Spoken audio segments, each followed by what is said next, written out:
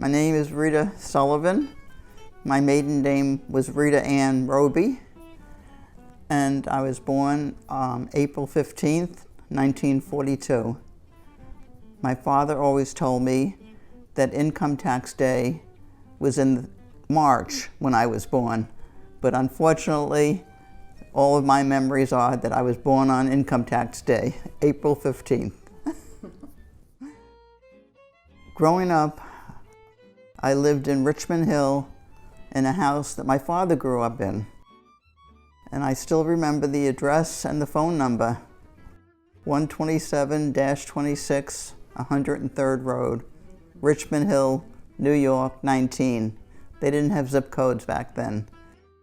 Okay, and I am the second child of 9 children. But I found out later in life that my mother had 10 children. Her first child died. Apparently he lived about 2 weeks, and he had what they call now Down syndrome. I lived in a very interesting household. My parents were wonderful people, and we had more than most people have in life. My father was a great person, and so was my mother. My father called my mother Honey Bunch, and my mother called my father Johnny. My mother's name was Rita. Her maiden name was Timmerman, and my father grew up in this house in Richmond Hill. They very often would go to, well, a couple of times in my memory, I remember them going to look at homes on Long Island further out, but they just couldn't leave Richmond Hill. They loved it so much. My siblings are, I'm the second oldest. The first was Eileen, then it was Rita Ann, Mary Jane, Tommy, Noel, Virginia, who we called Ginny, and then I had twin brothers, John and David, and the youngest was named Kathy. I remember when we played in the backyard, I was always the teacher, and my younger brothers and sisters were my students.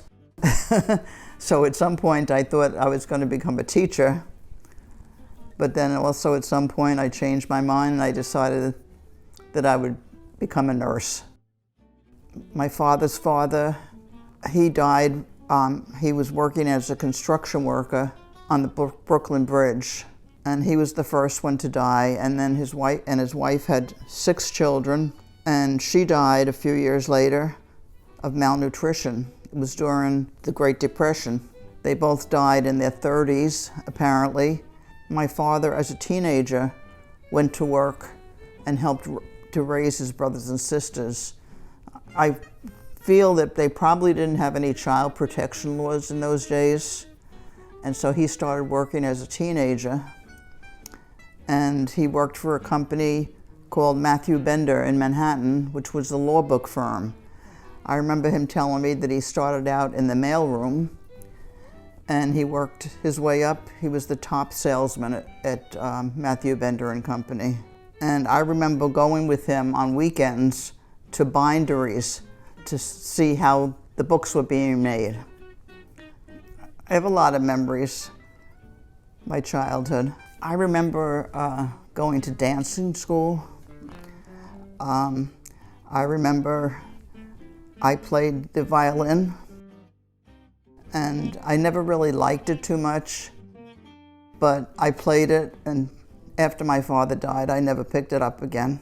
He's the one who wanted me to play it, so I did play it, but I have no knowledge or anything regarding that anymore.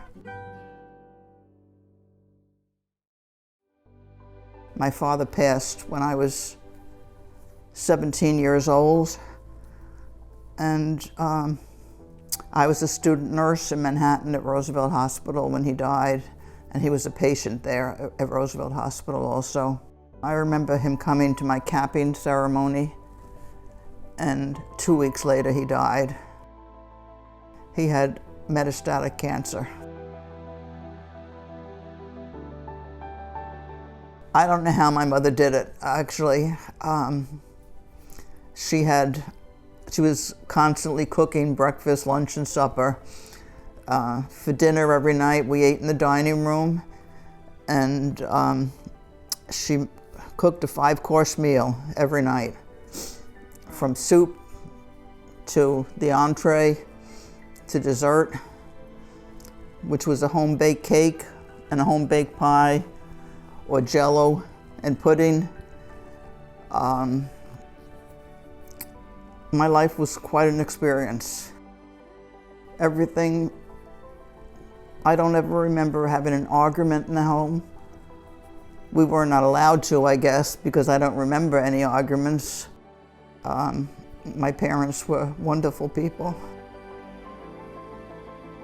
My father would make lists in the kitchen and the bathroom what our responsibilities were, who was to do certain chores, who was to do the washing of the dishes, and who was to do the drying of the dishes.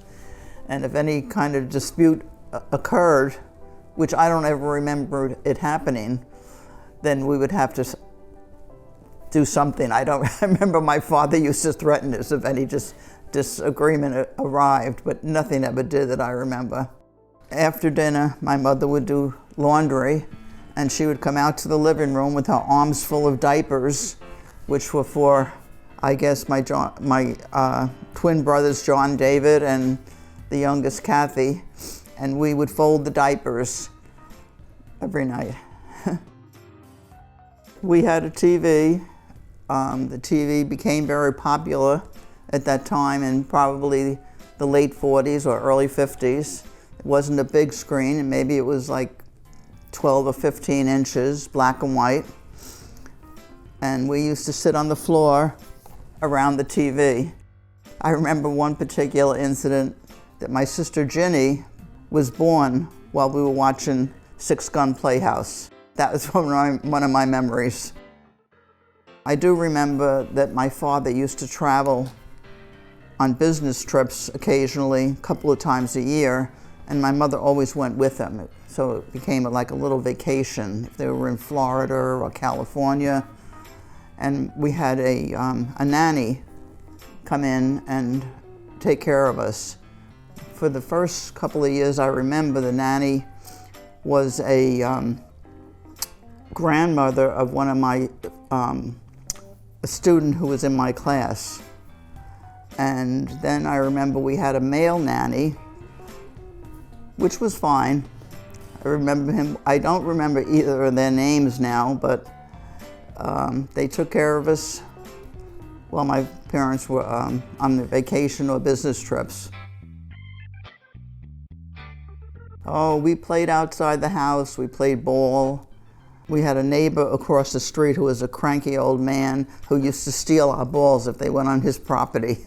I remember that vividly. Oh my gosh, we used to play school in the backyard. We had a nice backyard. My mother had two clotheslines going across the yard, and our sheets would be on the clotheslines, blowing nicely clean and dry. My father always had a boat, and he kept it in the area called the Rockaways in Queens, and then he kept it on Long Island, and I think it was someplace in the town of Hempstead. We also used to go, I think it was like every Friday night or Saturday that my father had a meeting in the local ice cream parlor of the Roby Yacht. It was called ROBYACHT, the Roby Yacht. And we all had a position, and he would keep track of what our position was and what we ordered at the restaurant, what kind of a sundae we ordered. But the younger children, Kathy, John and David, the twins, they were too young to be participating in that function. Yeah.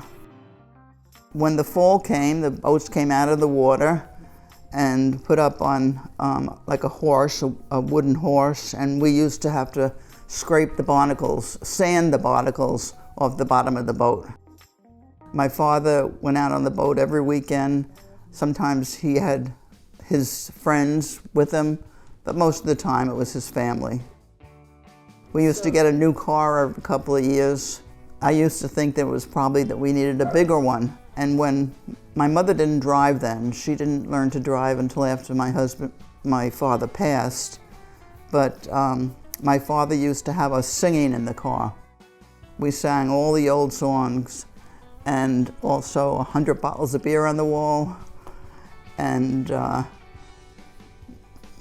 my life was quite an experience.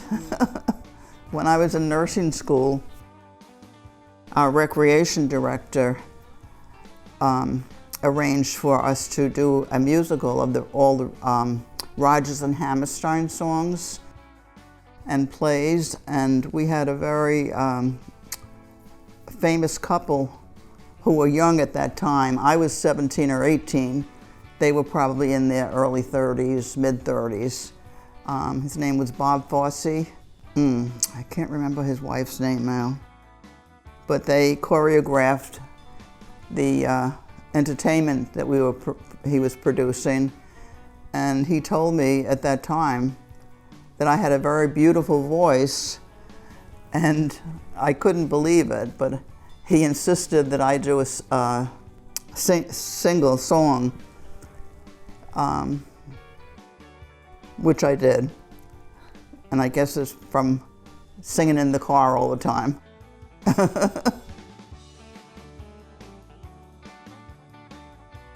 I went to high school in Brooklyn. I took the subway, which was elevated in Richmond Hill. The last stop was called Liberty Avenue. And the line was elevated before it went down underground in Brooklyn. And I went to a diocesan Catholic high school. It was a girls' high school. There were like 5 different orders of nuns that taught there. Interestingly enough, I only had 3.5 years of high school, because at that time, the Catholic schools had graduations in January and in June, and they were doing away with all the they were doing away with all the January graduations. And so I was lucky enough not to have to take physics and trigonometry. The only thing I needed to get into nursing school was chemistry, which I did fine in. And when I was 17, I started as a student nurse at Roosevelt Hospital in Manhattan. It was a 3-year program. The experience was unbelievable. The School of Nursing was beautiful. I had my own room. The room was a corner room. I had windows all around it. On the 4th floor, I looked over Manhattan. And my experience as a student was nothing but wonderful. Our instructors were wonderful women. There were no men in nursing at that time. It was all girls. Roosevelt Hospital only took about 30 students a year. By the end of the first year, it goes down to the late 20s or mid-20s, 25, 20. Some girls did not make it through the first year. As student nurses, we were running the hospital practically. On evening and nights, we were the charge nurses. And when we were a senior, we were working with the head nurses on the floors that we chose. I was an ICU nurse as a graduate of Roosevelt Hospital. Then after maybe 2 years, they asked me if I would take a head nurse position on a ward floor. It was a women's medical ward with about 30 beds. And that was quite an experience. They were also building a new private wing. So at that time, they asked me to go and be a head nurse on the private floor, which I did. And it was also a very interesting experience. I met a lot of very famous people from the theater. Then after maybe a year, I went back I was the head nurse of the ICU at Roosevelt Hospital for several years. At that time, they had started a process where if a patient was to expire, they did what they called at that time a code 0. Then it became a code blue. And of course, now in the hospitals, I believe what they do is they call a medical team. We had many medical teams in the ICU. We had patients ranging from teenagers to very elderly patients, to overdoses, to jumpers, to car accidents, to burns. We had a tremendous experience and was part of my life. I got married when I was the head nurse at Roosevelt Hospital. After I left the head nurse position, I became the associate director of what they called in-service at the time. I would supervise any new nurses, employees, on certain procedures. And that was when we actually, Ed and I lived in Woodside, Queens. So it was just a short subway ride to Manhattan.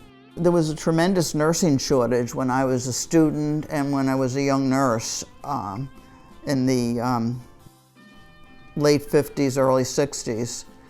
And the hospitals were recruiting nurses from England and Ireland. And I became very close friends with several Irish girls. And they invited me to go with them to a ballroom, a dance ballroom in Manhattan, to go to meet somebody. And that's where I met my husband, Ed Sullivan. My friends Nancy and Nodi introduced me to him. They wanted me to meet Ed. And I met him, and eventually we got married. I think Ed went there to meet a wife. He wasn't a great dancer, but I was a great dancer. He didn't dance. He didn't know how to dance. Never learned.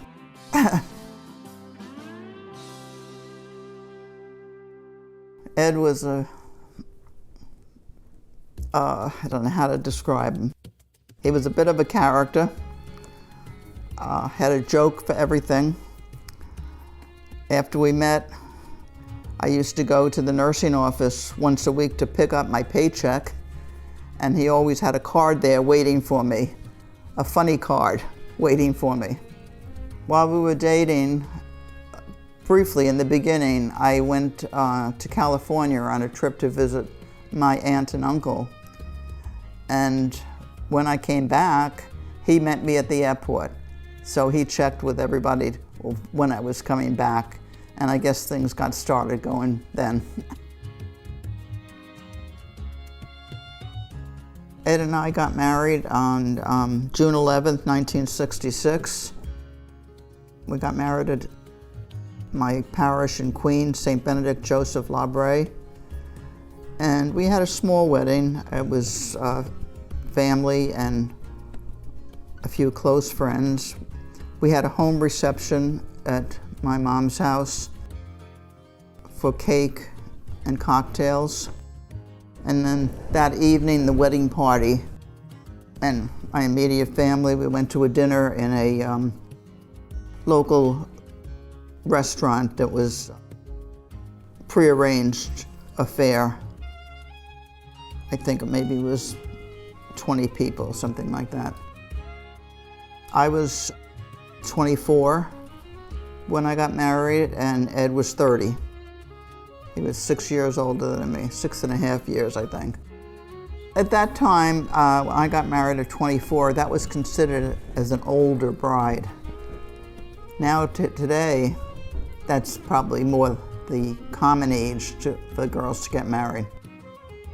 But at that time, I think a lot of girls would get married right after high school when they were 18, back in the 1950s. I graduated from high school in 1959. We had gotten an apartment in Woodside, Queens.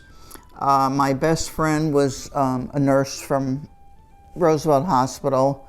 She was in school the year behind me, and we weren't friends as students, but she was one of my staff nurses in ICU, and we became very good friends.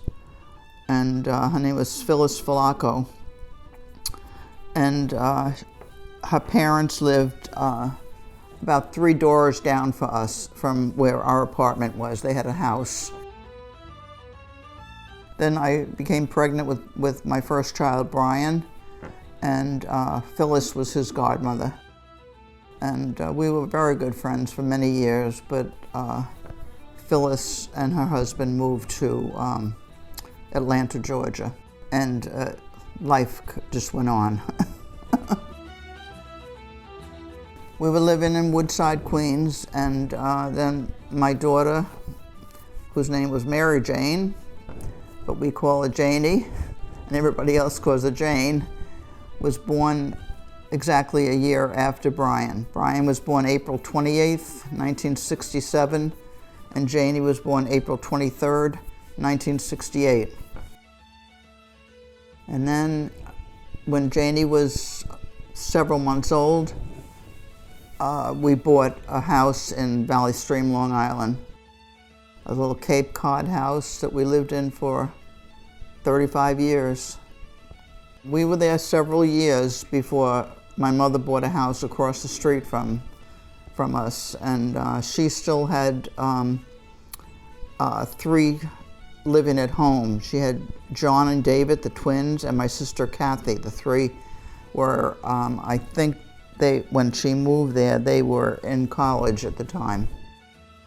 We had a very close relationship.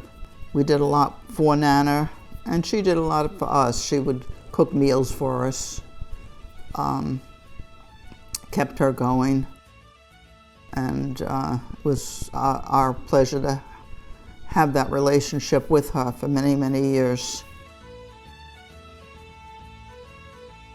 We were living in Valley Stream when Desmond was born. Actually, my mother was also a nurse, and she hadn't worked for many years. She was raising all her children by herself, and she decided she would take care of like neighbors and things like that. But then she decided she wanted to get back into nursing. So at that time, I was the associate director of in-service at the hospital. And so we brought her in, and she decided to take a position at Roosevelt Hospital, and she worked in the high-risk nursery for a number of years. And she traveled from Valley Stream into Manhattan. Yeah. She was, she was a nurse at Mary Immaculate Hospital in Jamaica when she and my father got married, and she was in maternity at that time. Nana was an incredible cook. My whole life, she was an incredible cook. She made the most delicious meals every day of her life, and cakes and pies and everything else. And so a lot of celebrations were also at her house. Yeah. She was quite a lady. She lived to be 91.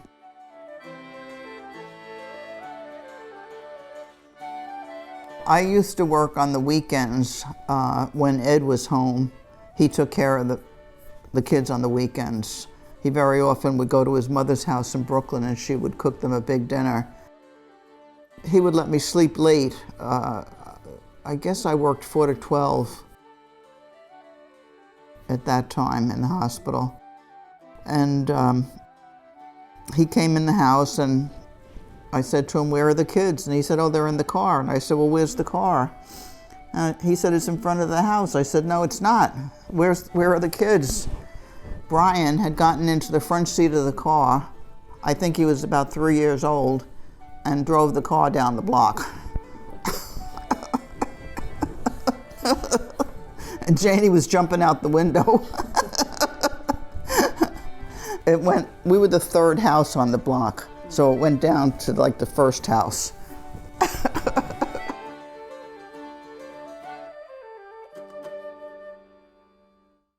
Ed was very involved in Little League, and he actually, I think he was like the secretary of Little League for a very long time. And so they had meetings at our house all the time. So there was a lot of activity at our house with the Little League. And then, and I remember particularly one thing.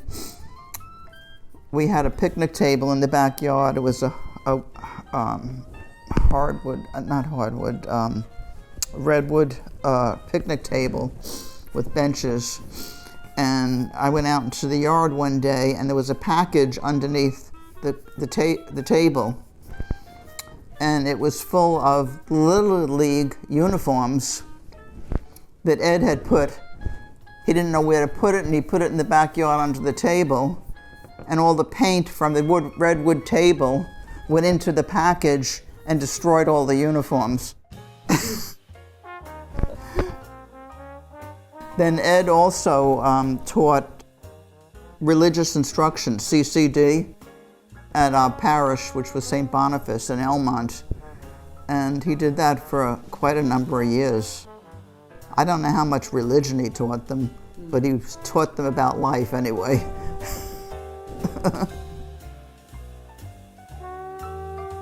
My kids all did very well in school. They went to, the school was called Alden Terrace.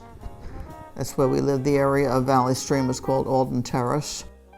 And up until, I guess it was the 5th grade, then they went to the high school. It wasn't really called middle school at the time, as I remember, but it was Elmont High School.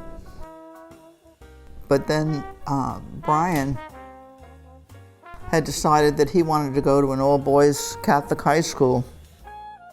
And so we let him apply there, and he got in, and he went to Chaminade High School in Mineola.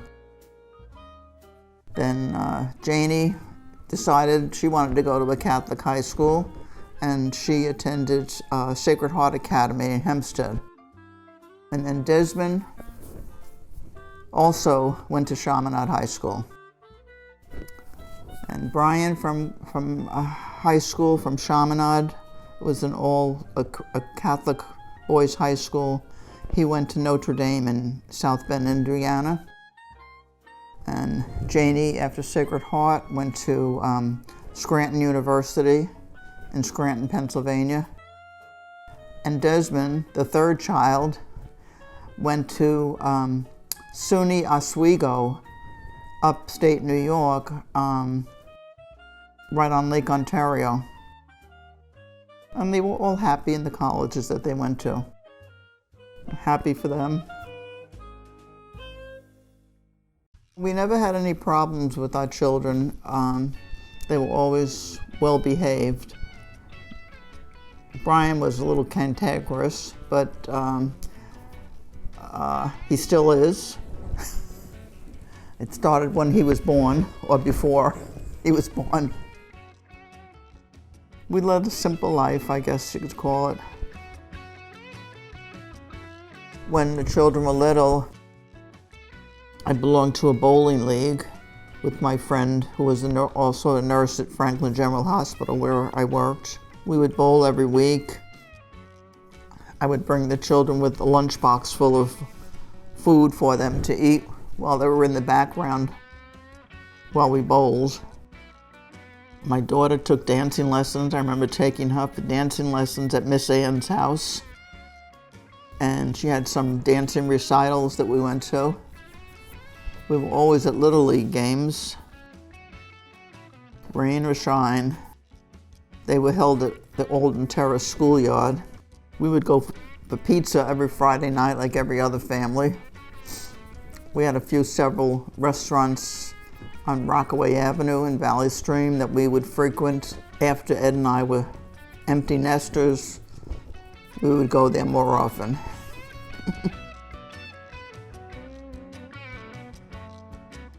When we sold our house in Valley Stream, it was I retired from St. Vincent's Hospital in Manhattan the end of December of the year 2000. And we moved to Florida, to Tampa Bay area, in February of 2001. And we bought a condo in a community called Indigo Pond, which was a small condo community. It was 7 buildings containing various amounts of condos in each one, small community. Our children and grandchildren came to visit occasionally. We stayed there until the year 2011. On our anniversary, June 11th, 2011, we moved to New Jersey to be near my daughter Janie. Life was easy in Florida. It was a different tempo.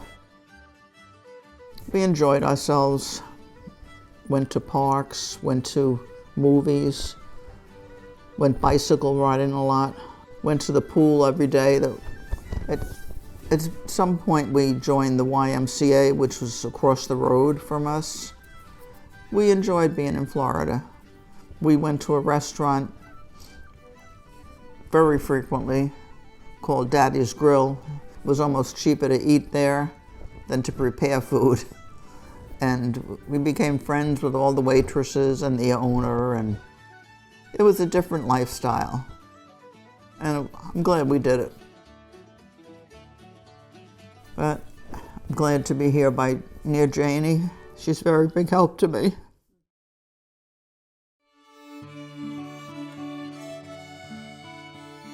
I don't think I had any expressions, but Ed Sullivan did. And his children still remember them. They talk about him all the time. He was always pleasant. He always thanked me for everything. Everybody liked Ed. He was a real gentleman. And he was extremely intelligent.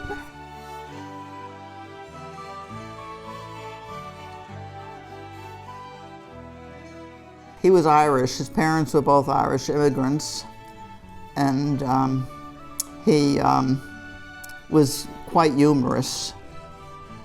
And he worked at United Artists in Manhattan on West 45th Street and 7th Avenue.